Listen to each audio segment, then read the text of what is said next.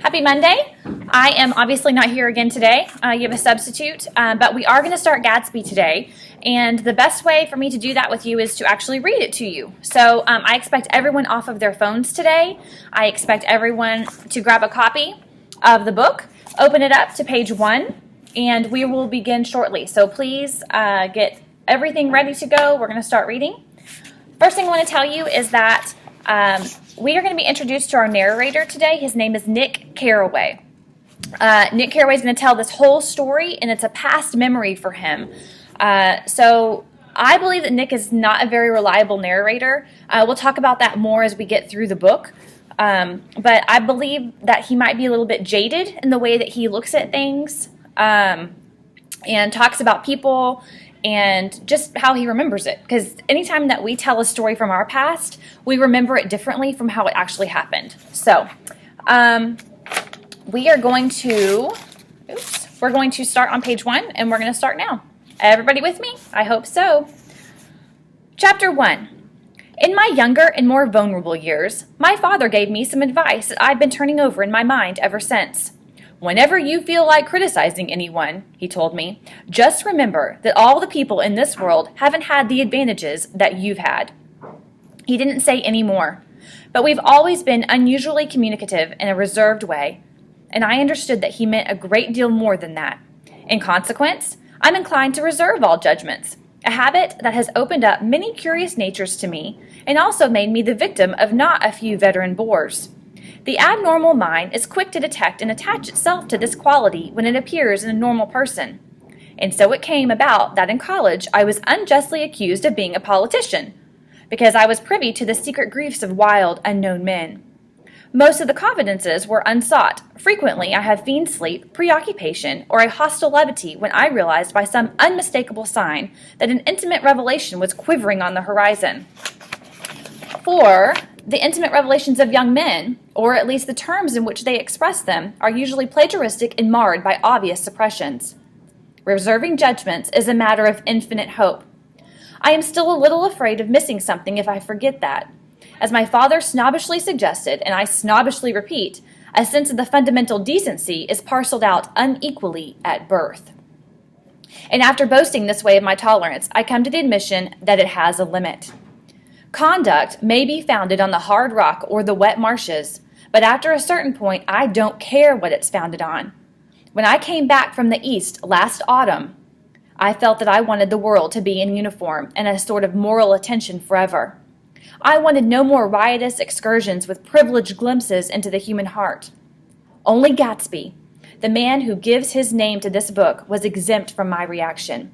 Gatsby, who represented everything for which I have unaffected scorn. If personality is an unbroken series of successful gestures, then there was something gorgeous about him, some heightened sensitivity to the promises of life, as if he were related to one of those intricate machines that register earthquakes 10,000 miles away. This responsiveness had nothing to do with that flabby impressionability which is dignified under the name of the creative temperament. It was an extraordinary gift for hope, a romantic readiness, such as I have never found in any other person, and which it is not likely I shall ever find again. No, Gatsby turned out all right at the end. It is what preyed on Gatsby, what foul dust floated in the wake of his dreams that temporarily closed out my interest in the abortive sorrows and short-winded elations of men. My family had been prominent, well-to-do people in the Middle Western city for 3 generations. The Carraways are something of a clan, and we have a tradition that we're descended from the Dukes of Buccleuch. But the actual founder of my line was my grandfather's brother, who came here in '51, sent a substitute to the Civil War, and started the wholesome hardware business that my father carries on today. I never saw this great uncle, but I'm supposed to look like him, with special reference to the rather hard-boiled paintings that hang in Father's office. I graduated from New Haven in 1915, just a quarter of a century after my father, and a little later I participated in the delayed Teutonic migration known as the Great War. I enjoyed the counter-raid so thoroughly that I came back restless. Instead of being the warm center of the world, the Middle West now seemed like the ragged edge of the universe. So I decided to go east and learn the bond business. Everybody I knew was in the bond business, so I supposed it could support one more single man. All my aunts and uncles talked it over as if they were choosing a prep school for me, and finally said, "Why, yes," with very grave, hesitant faces. Father agreed to finance me for a year, and after various delays, I came east, permanently, I thought, in the spring of 22. The practical thing was to find rooms in the city, but it was a warm season, and I had just left a country of wide lawns and friendly trees, so when a young man at the office suggested that we take a house together in a commuting town, it sounded like a great idea. He found the house, a weather-beaten cardboard bungalow, at $80 a month. But at the last minute, the firm ordered him to Washington, and I went out to the country alone. I had a dog, at least I had him, for a few days, until he ran away, and an old Dodge and a Finnish woman who made my bed and cooked breakfast and muttered Finnish wisdom to herself over the electric stove. It was only for a day or so until one morning some man, more recently arrived than I, stopped me on the road. "How do you get to West Egg Village?" he asked helplessly. I told him. And as I walked on, I was lonely no longer. I was a guide, a pathfinder, an original settler. He had casually conferred on me the freedom of the neighborhood. And so, with the sunshine and the great bursts of leaves growing on the trees, just as things grow in fast movies, I had the familiar conviction that life was beginning over again with the summer. There was so much to read, for one thing, and so much fine health to be pulled down out of the young, breath-giving air. I bought a dozen volumes on banking and credit and investment securities, and they stood on my shelf in red and gold, like new money from the mint, promising to unfold the shining secrets that only Midas and Morgan and Masis knew. And I had the high intention of reading many other books besides. I was rather literary in college. One year, I wrote a series of very solemn and obvious editorials for the Yale News, and now I was going to bring back all such things into my life and become again the most limited of all specialties, the well-rounded man. This isn't just an epigram. Life is much more successfully looked at from a single window, after all. It was a matter of chance that I should have rented a house in one of the strangest communities in North America. It was on the slender, riotous island which extends itself due east of New York, and where there are, among other natural curiosities, two unusual formations of land. 20 miles from the city, a pair of enormous eggs, identical in contour and separated only by a courtesy bay, jut out into the most domesticated body of salt water in the Western Hemisphere, the great wet barnyard of Long Island Sound. They are not perfect ovals, like the egg in the Columbus story. They are both crushed flat on the contact end, but their physical resemblance must be a source of perpetual confusion to the gulls that fly overhead. To the wingless, a more arresting phenomenon is their dissimilarity in every particular except shape and size. I lived at West Egg, the less fashionable of the two. Though this is a most superficial tag to express the bizarre and not a little sinister contrast between them. My house was at the very tip of the egg, only 50 yards from the Sound, and squeezed between two huge places that rented for $12,000 or $15,000 a season. The one on my right was a colossal affair by any standard. It was a factual imitation of some Hotel de Ville in Normandy, with a tower on one side, spanking new under a thin beard of raw ivy, and a marble swimming pool, and more than 40 acres of lawn and garden.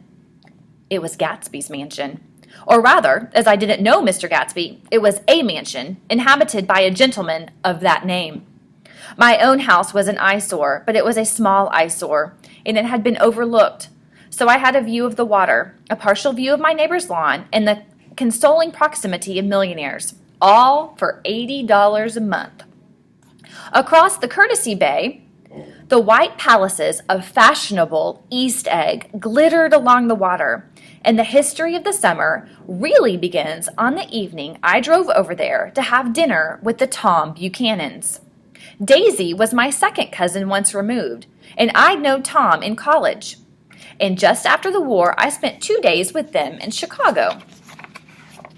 Her husband, among various physical accomplishments, had been one of the most powerful ends that ever played football at New Haven. A national figure in a way, one of those men who reach such an acute limited excellence at 21 that everything afterwards savors of anticlimax. His family were enormously wealthy. Even in college, his freedom with money was a matter for reproach. But now he'd left Chicago and come east in a fashion that rather took your breath away. For instance, he'd brought down a string of polo ponies from Lake Forest. It was hard to realize that a man in my own generation was wealthy enough to do that. Why they came east, I don't know. They had spent a year in France for no particular reason, and then drifted here and there unrestfully wherever people played polo and were rich together. This was a permanent move, said Daisy over the telephone, but I didn't believe it. I had no sight into Daisy's heart, but I felt that Tom would drift on forever, seeking a little wistfully for the dramatic turbulence of some irrecoverable football game. And so it happened that on a warm, windy evening, I drove over to East Egg to see two friends whom I scarcely knew at all. Their house was even more elaborate than I expected, a cheerful red and white Georgian colonial mansion overlooking the bay. The lawn started at the beach and ran toward the front door for a quarter of a mile, jumping over sundials and brick walls and burning gardens. Finally, when it reached the house, drifting up the side in bright vines as though from the momentum of its run. The front was broken by a line of French windows, glowing now with reflected gold and wide open to the warm, windy afternoon. And Tom Buchanan in riding clothes was standing with his legs apart on the front porch. He had changed since his New Haven years. Now he was a sturdy, straw-haired man of 30, with a rather hard mouth and supercilious manner. Two shining, arrogant eyes had established dominance over his face and gave him the appearance of always leaning aggressively forward. Not even the effeminate swank of his riding clothes could hide the enormous power of that body. He seemed to fill those glistening boots until he strained the top lacing, and you could see a great pack of muscles shifting when his shoulder moved under his thin coat. It was a body capable of enormous leverage, a cruel body. His speaking voice, a gruff, husky tenor, added to the impression of fractiousness he conveyed. There was a touch of paternal contempt in it, even toward people he liked, and there were men at New Haven who hated his guts. "Now, don't think my opinion on these matters is final," he seemed to say, "just because I'm stronger and more of a man than you are." We were in the same senior sorority, and while we were never intimate, I always had the impression that he approved of me and wanted me to like him with some harsh, defiant wistfulness of his own. We talked for a few minutes on the sunny porch. "I've got a nice place here," he said, his eyes flashing about restlessly. Turning me around by one arm, he moved a broad, flat hand along the front vista, including in its sweep a sunken Italian garden, a half-acre of deep, pungent roses, and a snub-nosed motorboat that bumped the tide offshore.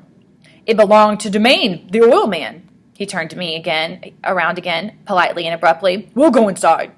We walked through a high hallway into a bright, rosy-colored space, fragilely bound into the house by French windows at either end. The windows were ajar and gleaming white against the fresh grass outside that seemed to grow a little way into the house. A breeze blew through the room, blew curtains in at one end and out the other like pale flags, twisting them up toward the frosted wedding cake of the ceiling, and then rippled down over the wine-colored rug, making a shadow on it as the wind does on the sea. The only completely stationary object in the room was an enormous couch on which two young women were buoyed up on as though they were on an anchored balloon. They were both in white, and their dresses were rippling and fluttering as if they had just been blown back in after a short flight around the house. I must have stood for a few moments listening to the whip and snap of the curtains and the groan of a picture on the wall. Then there was a boom as Tom Buchanan shut the rear windows and the caught wind died out about the room, and the curtains and the rugs and the two young women ballooned slowly to the floor. The younger of the two was a stranger to me. She was extended full length at her end of the divan, completely motionless, and with her chin raised a little, as if she were balancing something on it which was quite likely to fall. If she saw me out of the corner of her eyes, she gave no hint of it. Indeed, I was almost surprised into murmuring an apology for having disturbed her by coming in. The other girl, Daisy, made an attempt to rise. She leaned slightly forward with a conscientious expression. Then she laughed an absurd, charming little laugh, and I laughed too and came forward into the room.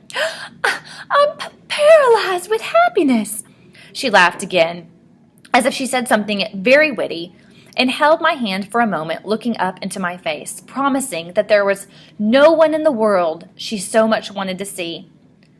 That was a way she had. She hinted in a murmur that the surname of the balancing girl was Baker.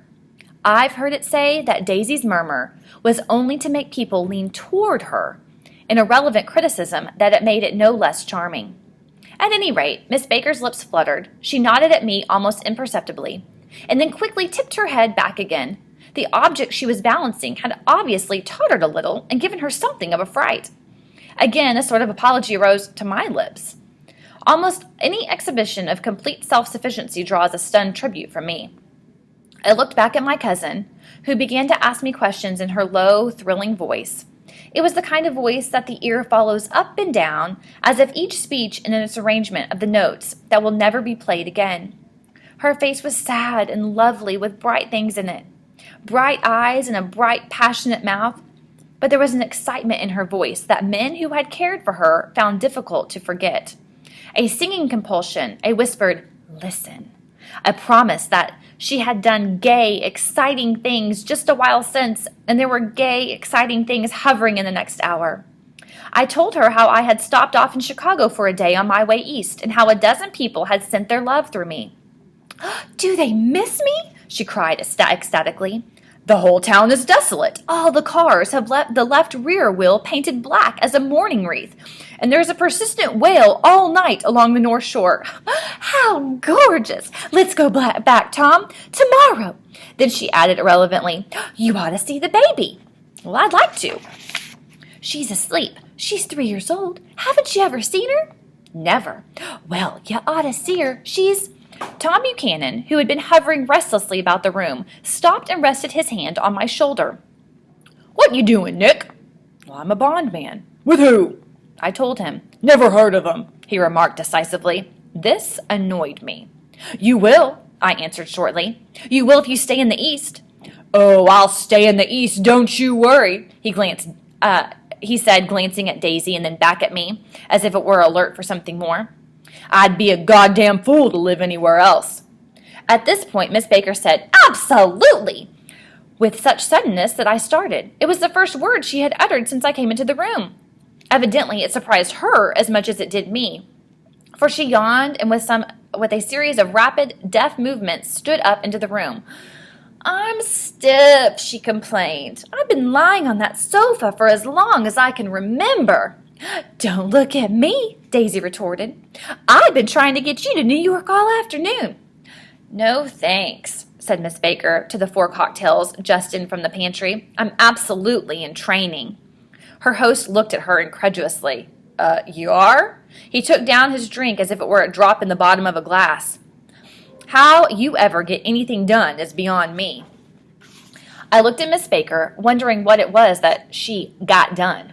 I enjoyed looking at her. She was a slender, small-breasted girl with an erect carriage, which she accentuated by throwing her body backward at the shoulders like a young cadet. Her gray, sun-strained eyes looked back at me with a polite, reciprocal curiosity out of a wan, charming, discontented face. It occurred to me now that I had seen her, or a picture of her, somewhere before. You live in West Egg," she remarked contemptuously. "I know somebody there." "I don't know a single—" "You must know Gatsby." "Gatsby?" demanded Daisy. "What Gatsby?" Before I could reply that he was my neighbor, dinner was announced. Wedging his tense arm imperatively under mine, Tom Buchanan compelled me from the room as though he were moving a checker to another square. Slenderly, languidly, their hands set lightly on their hips, the 2 young women preceded us out onto a rosy-colored porch open toward the sunset, where 4 candles flickered on the table in the diminished wind. "Why candles?" objected Daisy, frowning. She snapped them out with her fingers. "In 2 weeks, it'll be the longest day in the year." She looked at us all radiantly. "Do you always watch for the longest day of the year and then miss it?" "I always watch for the longest day in the year and then miss it." "We ought to plan something," yawned Miss Baker, sitting down at the table as if she were getting into bed. "All right," said Daisy. "What'll we plan?" She turned to me helplessly. "What do people plan?" Before I could answer her, her eyes fastened with an odd expression on her little finger. "Look," she complained, "I heard it." We all looked. The knuckle was black and blue. You did it, Tom, she said accusingly. I know you didn't mean to, but you did do it. That's what I get for marrying a brute of a man, a great big hulking physical specimen of a... I hate that word, hulking, objected Tom crossly, even in kidding. Hulking, insisted Daisy. Sometimes she and Miss Baker talked at once, unobtrusively, and with a bantering inconsequence that was never quite chatter. That was as cool as their white dresses and their impersonal eyes in the absence of all desire. They were here, and they accepted Tom and me, making only a polite, pleasant effort to entertain or to be entertained. They knew that presently dinner would be over, and a little later the evening, too, would be over and casually put away. It was sharply different from the West, where an evening was hurried from phase to phase towards its close in a continual disappointed anticipation, or else in sheer nervous dread of the moment itself. You make me feel uncivilized, Daisy, I confessed on my second glass of corky but rather impressive claret. Can't you talk about crops or something? I meant nothing in particular by this remark, but it was taken up in an unexpected way. Civilization's going to pieces, broke out Tom violently.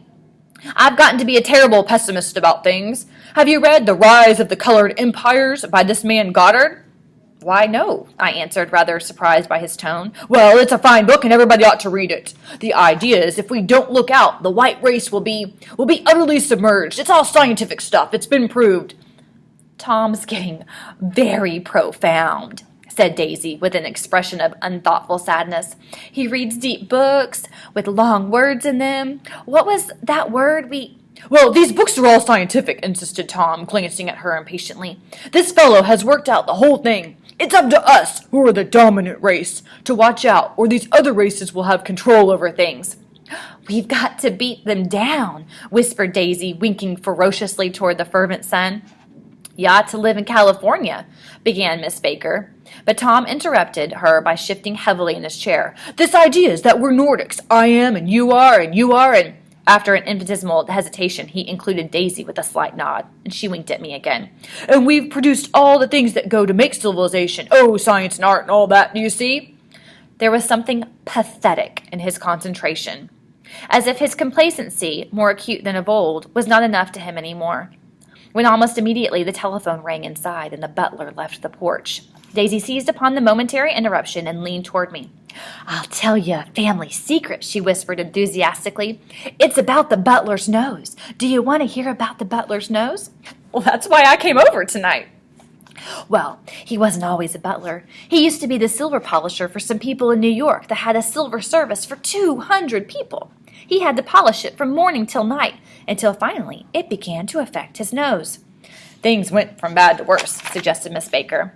Yes, things went from bad to worse until finally he had to give up his position. For a moment, the last sunshine fell with romantic affection upon her glowing face. Her voice compelled me forward breathlessly as I listened. Then the glow faded, each light deserting her with lingering regret, like children leaving a pleasant street at dusk. The butler came back and murmured something close to Tom's ear, whereupon Tom frowned, pushed back his chair, and without a word went inside. As if his absence quickened something within her, Daisy leaned forward again, her voice glowing and singing. I love to see you at my table, Nick. You remind me of a rose, an absolute rose. Doesn't he? She turned to Miss Baker for confirmation. An absolute rose. This was untrue.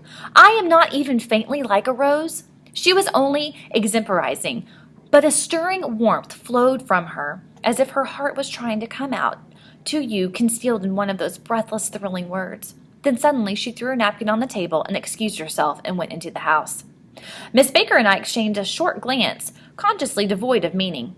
I was about to speak when she sat up alertly and said, "Shh!" in a warning voice. A subdued, impassioned murmur was audible in the room beyond, and Miss Baker leaned forward unashamed, trying to hear. The murmur trembled on a verge of coherence, sank down, mounted excitedly, and then ceased altogether. This Mr. Gatsby that you speak of is my neighbor, I said. Don't talk. I want to hear what happens. Is something happening? I inquired innocently. You mean to say you don't know? Said Miss Baker, honestly surprised. I thought everybody knew. I don't. Why, she said hesitantly, Tom's got some woman in New York. got some woman, I repeated blankly. Miss Baker nodded. She might have the decency not to telephone him at dinner time, don't you think? Almost before I had grasped her meaning, there was the flutter of a dress and the crunch of leather boots, and Tom and Daisy were back at the table. It couldn't be helped, cried Daisy with tense gaiety. She sat down, glanced searchingly at Miss Baker and then at me, and continued. I looked outdoors for a minute, and it's very romantic outdoors. There's a bird on the lawn that I think must be a nightingale come over from the country under White Star Line. He's singing away, her voice sang. It's romantic, isn't it, Tom? Very romantic, he said, and then miserably to me. If it's light enough after dinner, I want to take you down to the stables. The telephone rang inside, startlingly, and Daisy shook her head decisively at Tom. The subject of the stables, in fact all subjects, vanished into the air. Among the broken fragments of the last 5 minutes at table, I remember the candles being lit again, pointlessly, and I was conscious of wanting to look squarely at everyone, and yet to avoid all eyes. I couldn't guess what Daisy and Tom were thinking, but I doubt if even Miss Baker, who seemed to have mastered a certain hearty skepticism, was able utterly to put this fifth guest's shrill, metallic urgency out of mind. To a certain temperament, the situation might have seemed intriguing, but my own instinct was to telephone immediately for the police. All right, so let's take a moment and let's recap what's just happened. So we met Nick Carraway. We know that he has moved to New York to enter the bond business, and he is visiting his cousin Daisy Buchanan, who is married to Tom Buchanan, who is absurdly rich. He's got like gobs of money that we can't even imagine having. He's like Bill Gates rich, beyond that, actually. So they're at dinner, and everything seems pleasant enough until the phone rings. And the phone rings from Tom's mistress, which we will get to later.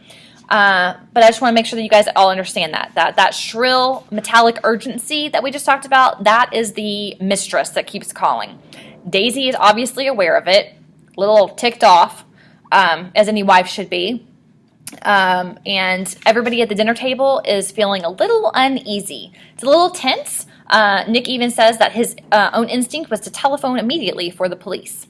So that's where we're at. Let's keep going. We are almost done with chapter 1, so just stay with me. I know that it's long, but just stay with me. So I'm at the top of page 16. The horses, needlessly to say, were not mentioned again. Tom and Miss Baker, with several feet of twilight between them, strolled back into the library, as if to a vigil beside a perfectly tangible body, while trying to look pleasantly interested and a little deaf. I followed Daisy around a chain of connecting verandas to the porch in front. In its deep gloom, we sat down side by side on a wicker settee. Daisy took her face in her hands as if feeling its lovely shape, and her eyes moved gradually over into the velvet dusk. I saw that turbulent emotions possessed her, so I asked what I thought would be some sedative questions about her little girl.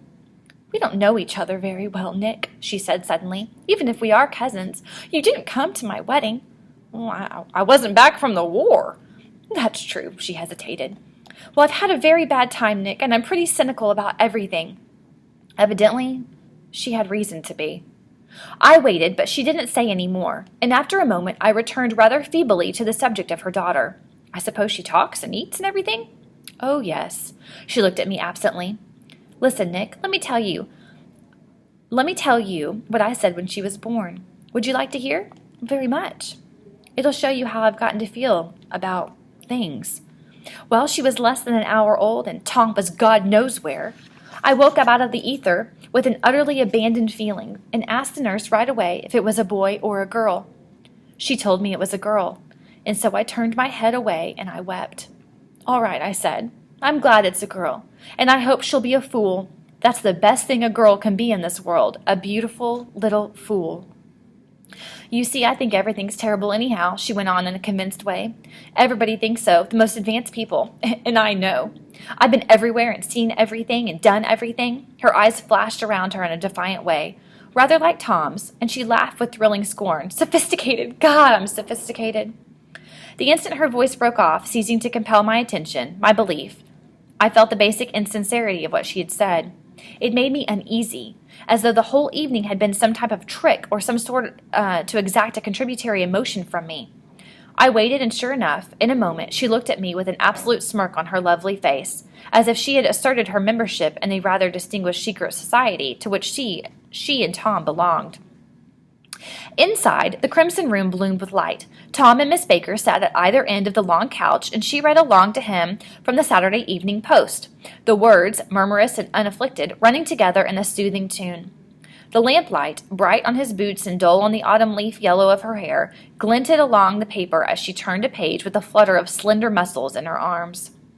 When we came in, she held us silent for a moment with a lifted hand. "To be continued," she said, tossing the magazine on the table, "in our very next issue."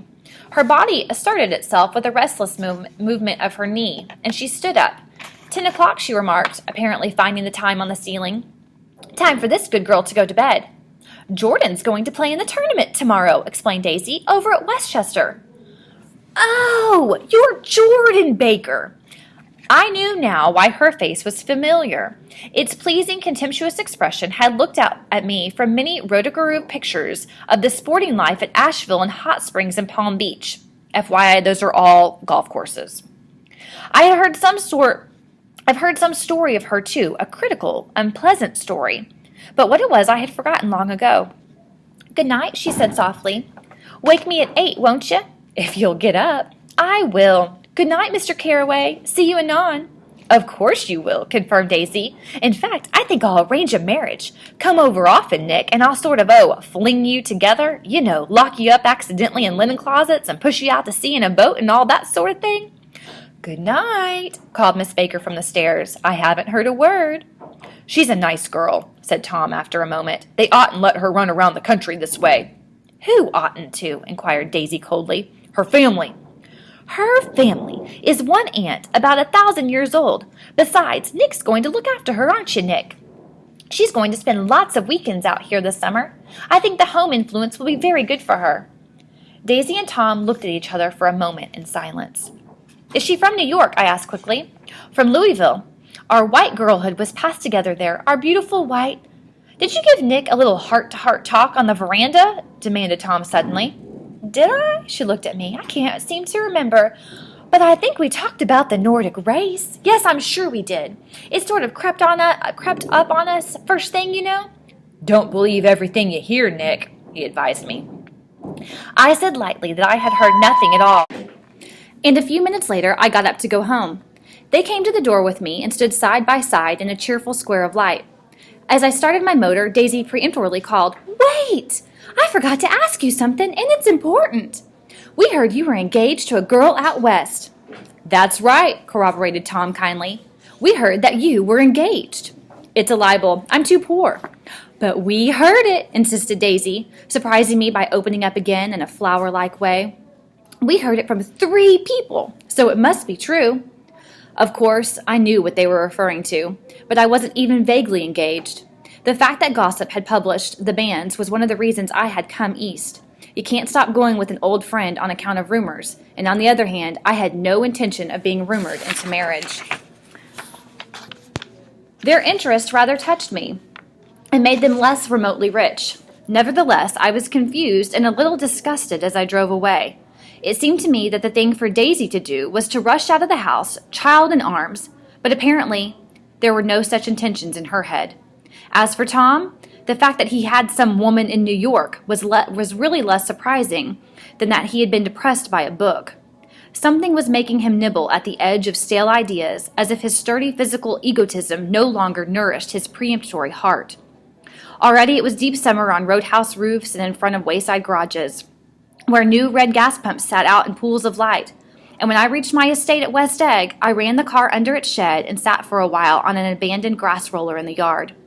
The wind had blown off, leaving a loud, bright night, with wings beating in the trees and a persistent organ sound as the full bellows of the earth blew the frogs full of life. The silhouette of a moving cat wavered across the moonlight, and turning my head to watch it, I saw that I was not alone. 50 feet away, a figure had emerged from the shadow of my neighbor's mansion and was standing with his hands in his pockets regarding the silver pepper of the stars. Something in his leisurely movements and the secure position of his feet upon the lawn suggested that it was Mr. Gatsby himself, come out to determine what share was his of our local heavens. I decided to call to him. Miss Baker had mentioned him at dinner, and that would do for an introduction. But I didn't call to him, for he gave a sudden intimation that he was content to be alone. He stretched out his arms toward the dark water in a curious way, and as far as I was from him, I could have sworn he was trembling. Involuntarily, I glanced seaward and distinguished nothing except a single green light, minute and far away, that might have been the end of a dock. When I looked once more for Gatsby, he had vanished, and I was alone again in the unquiet darkness. All right, so we have met several characters in Chapter 1. Nick Carraway, our narrator. I told you that he was unreliable because this is all told from a memory, so don't forget that. We met Tom Buchanan, who I will let you decide for yourself what kind of a person he is, but there should be enough from this chapter that you know that he's not exactly a great guy. Daisy Buchanan, the wife, who is being cheated on. Jordan Baker, who is a golf player. She's a golf professional. She comes from a rich family, but she kind of travels around because her family is deceased, and she's kind of on her own. And then we meet Gatsby, just a little glimpse of him, and he is staring towards something, a green light of some sort. So that's a big question for us to answer. What is that green light? I will be back tomorrow, and you guys need to complete whatever else I have left for you, which probably is a character chart. So good luck. I will see you guys tomorrow. Have a great day.